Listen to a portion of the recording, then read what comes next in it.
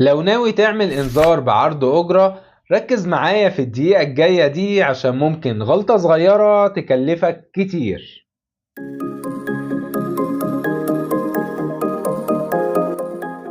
بداية عشان ما تفوتكش كل معلوماتنا القانونية، انزل اعمل لنا فولو وسبسكرايب عشان توصلك كل فيديوهاتنا.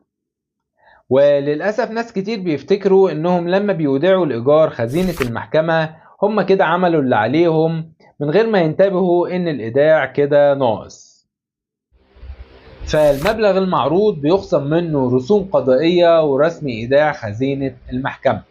فعشان العرض يكون صحيح لازم يكون المبلغ كامل، وإلا مش هينتج أثره ومش هيكون له أي لازمة. فإنذار عرض الأجرة بيبقى مقدمة لرفع دعوى، وممكن تخسر دعوات لخطأ صغير في إنذار عرض الأجرة. ولو عجبك محتوانا واستفدت منه، ادعمنا بلايك عشان الفيديو يوصل لغيرك والكل يستفيد. ونتقابل إن شاء الله في معلومة قانونية جديدة.